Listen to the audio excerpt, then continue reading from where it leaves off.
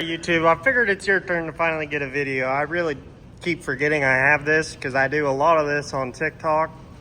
But anyway, I'm building this 55 Ford wagon here. I might have mentioned it in a different video, but it's got a 4.6 2-valve and a 5-speed transmission out of a 2004 Mustang GT. And if you have a good eye, you know that this frame section is out of a 98 Crown Vic, 98 to 02. And they fit really good in these 50s cars. And I have an example of it right here. This is my 56 Fairlane. It's on an 02 Lincoln Town Car body. Now it has the same front end in it, the steel body Crown Vic front. Now they fit great on these 50s cars. So that's what I did. It is that front frame section up to here, and then it's original frame back. But anyway, back to what I was doing. Now, the last couple days I've been doing rockers, inner rockers, just kind of getting her done. But I've started to do floor pans here, and this is what I've started. I got the front section cut out and had to rebuild a couple of braces. No big deal.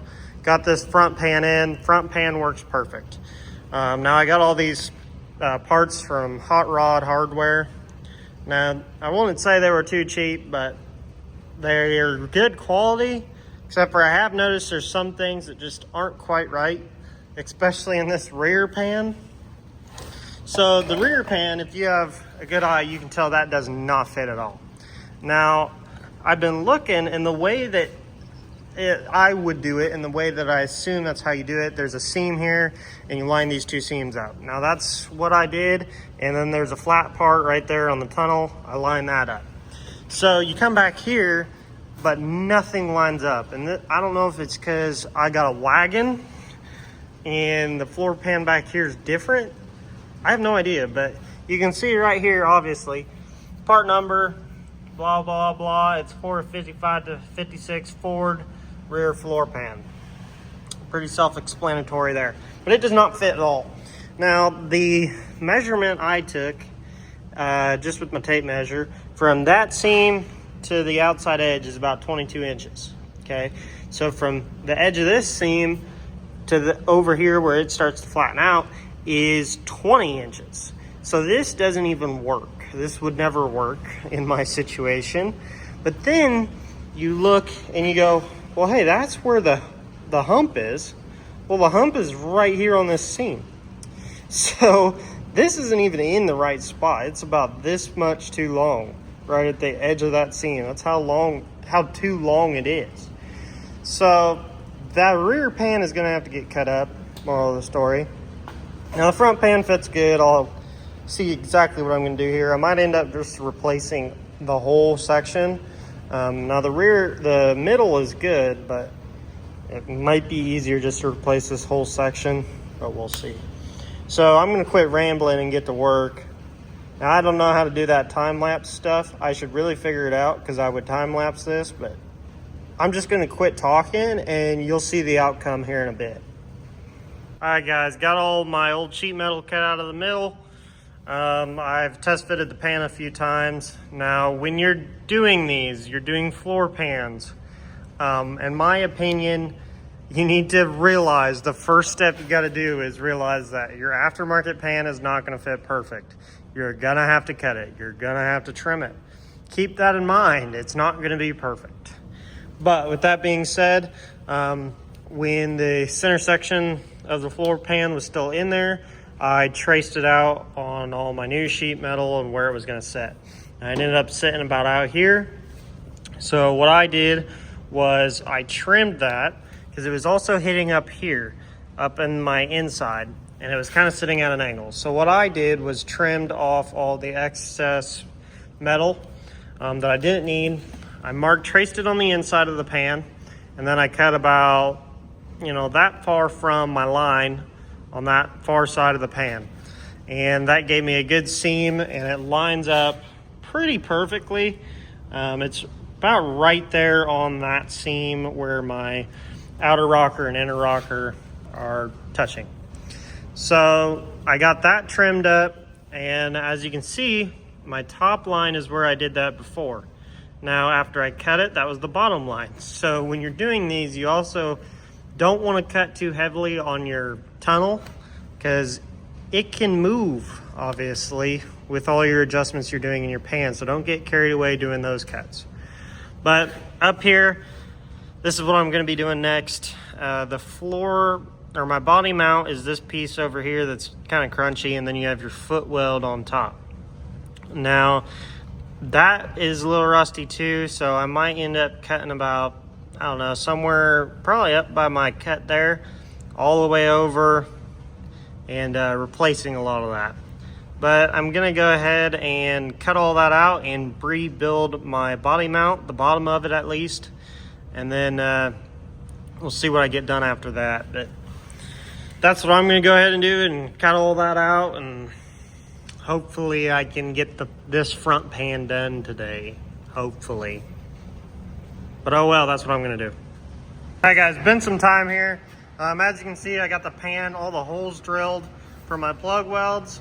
You don't need to do this many holes, but for some reason I get carried away every time I do this, and I make about 5,000 holes.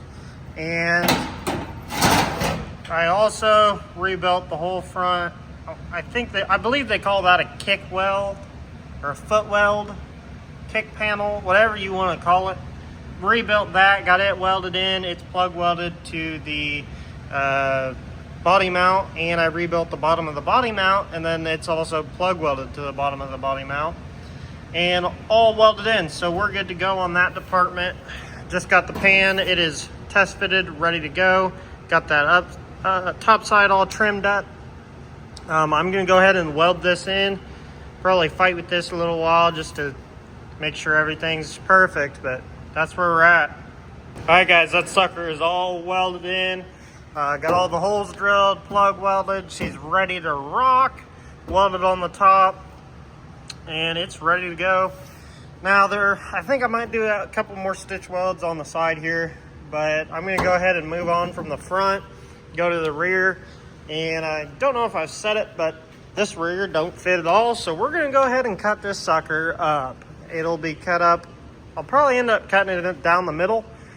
Maybe down this end, I don't know, I'll figure it out here in a minute, but I'm gonna go ahead, quit rambling, and do this. All right guys, so here's my plan. I've cut it into 3 pieces, and I think I'm about to cut it into 5.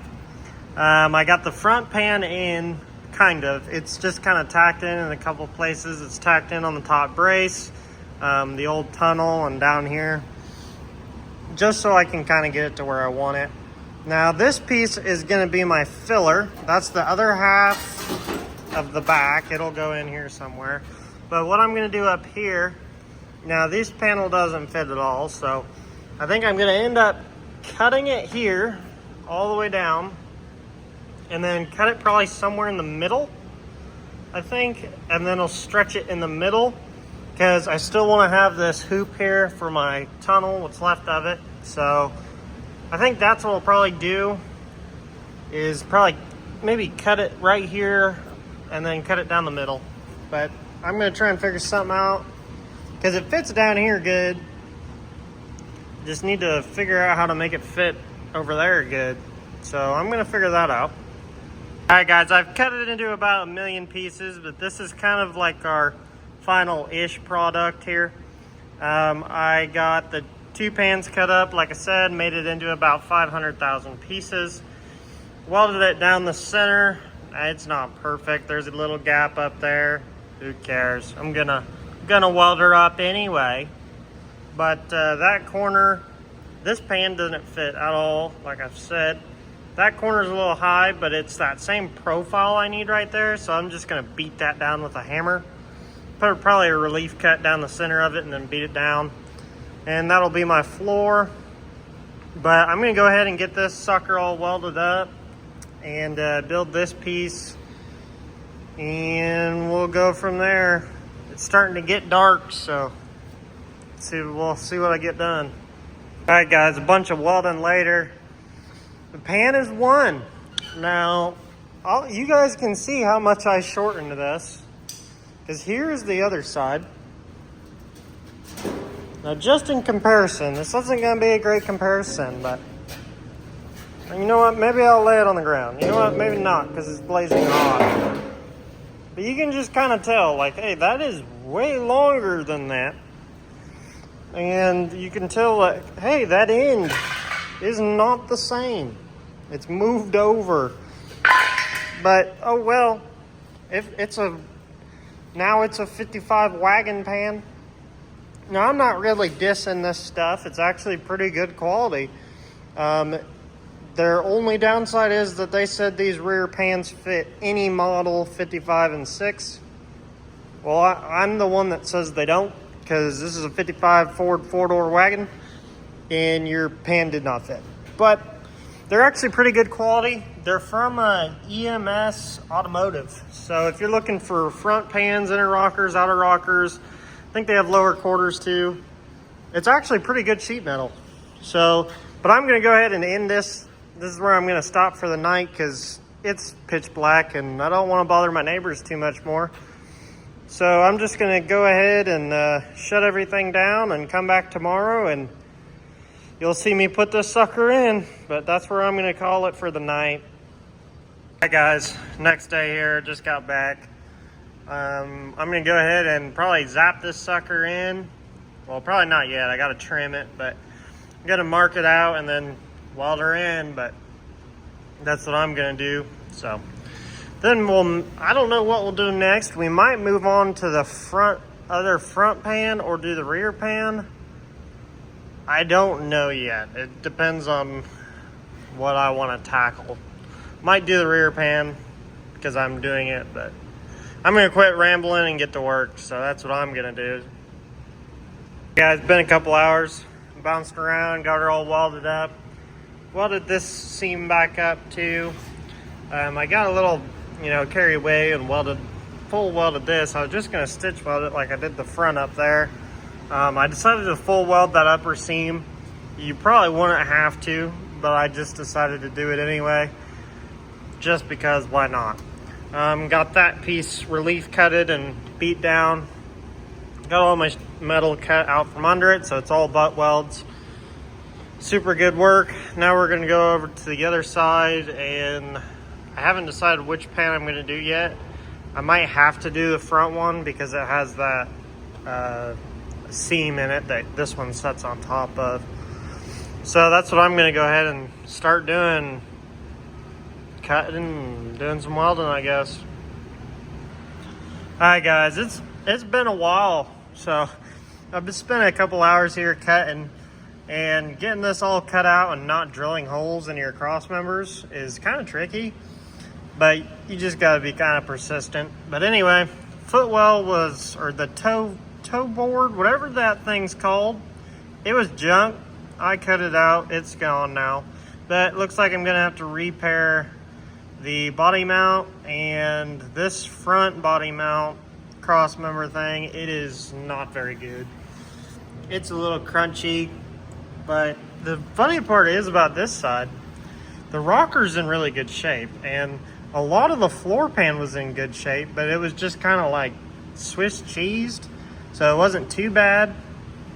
But the good thing is the inner rocker is perfect. I mean, that didn't even rust through the inner rocker, but it rusted out all around it. And that mount is not very good, but anyway, I also had to trim up that pan a little bit just to kind of know where I was going to put it. I also made some marks on my tunnel. I haven't cut anywhere near close to them yet because I'm waiting. But I'm hoping I don't run out of steel because I'm going to go ahead and fix these and build my foot weld. So I'm really hoping I don't run out of steel, but we'll see how much more I can get done and I'll quit rambling. So it's kind of what I'm doing. All right, guys. I got everything cut out and I had to fix this mount. It was trashed. The end was rusty and this end was rusty, so I got it cut out and rebuilt both ends.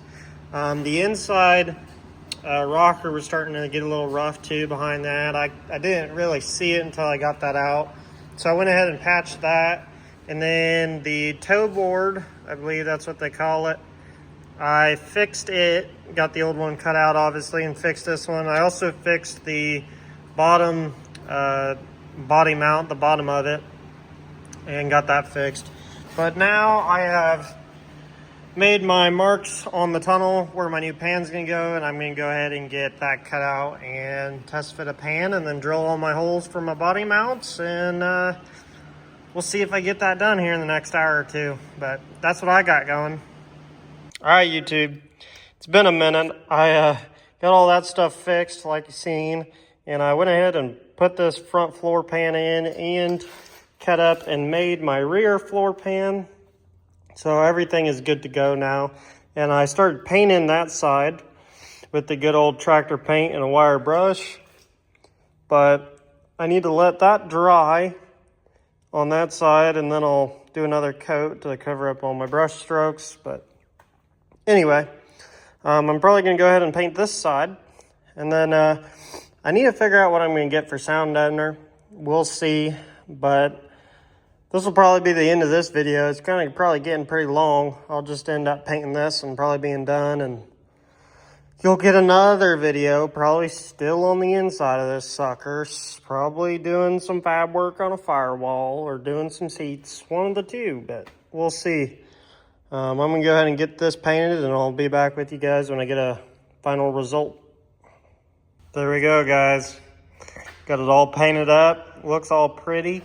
And my seats I had sitting here, it's dark now, but I closed the door. But outside, I got the seats all stripped down to just the wires. Be throwing them in here probably in another episode. This is probably where I'm going to call it. A bunch of boring work, but work that had to be done none the least. Give me a heads up on what you guys think I should probably use for a sound deadener. I don't know exactly what to get. I don't want to get something super cheap. I want something that'll work, but something that's cost effective, not, you know, $100-something a sheet or some crazy stuff like that. So let me know what to get for a sound deadener, if anybody sees this, that is. And this is probably what I'm going to call it. I'm going to have to get seats built up too, but I'm going to get a seat put in here, and then I can figure out what I'm going to do with my firewall up there, and with my pedals and steering column and all that shit next. So I'm going to go ahead and call it here and go home. All right, guys, just a quick one here at the end. I did get that seat all, like I said, I had it all stripped. I got it painted. This is the front seat, obviously. Got it installed, freed up all the sliders. Also got a couple pedals put in there.